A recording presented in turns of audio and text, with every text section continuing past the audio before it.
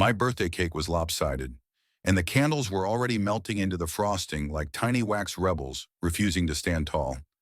I didn't care. Turning 8 felt like unlocking a secret level in the game of life, and I was ready to play. The living room smelled of vanilla and hope, a rare combination in our little house on Maple Street.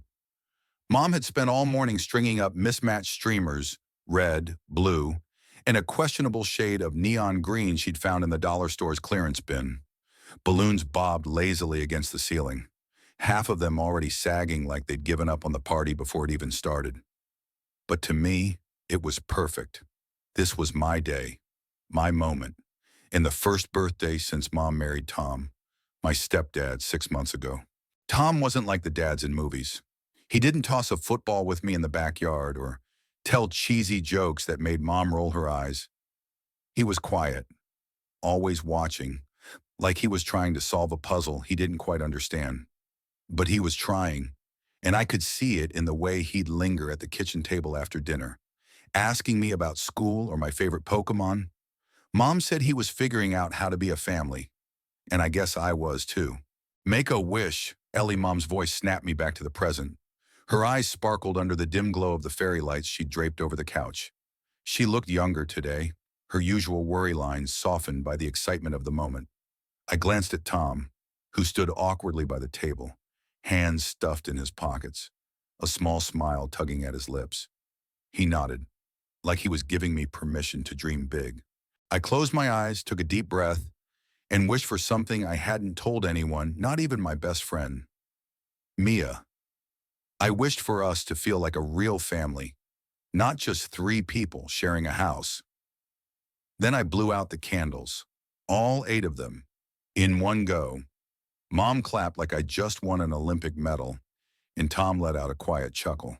All right, kiddo. Time for presents, Mom said, practically bouncing.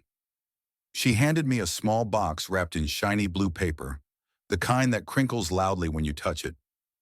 This one's from both of us, she added, glancing at Tom with a look I couldn't quite read, part pride, part something else, like she was holding her breath. I tore into the wrapping, my fingers clumsy with excitement. Inside was a plain wooden box, no bigger than a book, with a tiny brass latch. It looked old, like something you'd find in a dusty attic, but it was polished to a shine. I flicked the latch and lifted the lid, expecting maybe a necklace or a toy, something normal for an 8-year-old's birthday. Instead, nestled in a bed of velvet, was a key, not a shiny new one, but an old heavy iron key with intricate swirls carved into its handle. It looked like it belonged to a castle or a secret door in a fairy tale. I stared at it, my heart thumping. What's this for?" I asked, my voice barely above a whisper. Mom and Tom exchanged a glance, and the air in the room shifted like the moment before a storm. "Ellie," Mom said, her voice soft but serious, "that key belonged to your dad. My real dad, the one I barely remembered, the one who left when I was 3, leaving behind nothing but a few blurry memories and a hole in Mom's heart." I looked up at her, confused. "But why are you giving it to me now?" Tom cleared his throat, stepping forward. "There's something we need to tell you," he said, his voice steady but laced with something heavy. "That key opens something important, something your dad left for you." My stomach twisted. I didn't know if I was excited or scared, maybe both. "What does it open?" I asked, clutching the key so tightly it dug into my palm. Mom knelt in front of me, her hands resting on my knees. "It opens a safe deposit box at the bank downtown," she said. "Your dad, he set it up before he left. He wanted you to have what's inside when you were old enough. We thought 8 was the right age." I blinked, trying to process her words. A safe deposit box.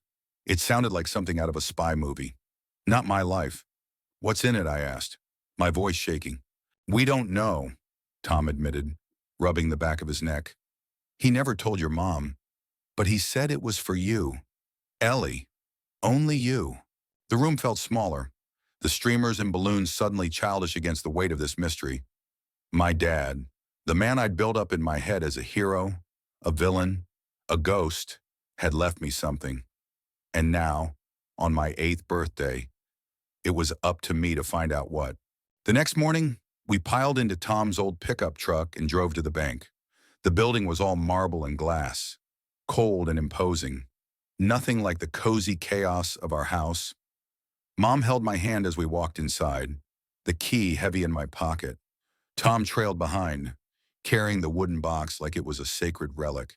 The bank manager, a woman with sharp eyes and a tighter bun, led us to a vault lined with rows of metal boxes. She checked the key, nodded, and pointed to box 472. My heart raced as I handed her the key, and she slid it into the lock. The box opened with a soft click, revealing a small, sealed envelope and a leather-bound journal. I reached for the envelope first, my hands trembling. It was addressed to me in a handwriting I didn't recognize, slanted, careful, like someone had taken their time. I tore it open, and a single sheet of paper slipped out. "Dear Ellie," it began.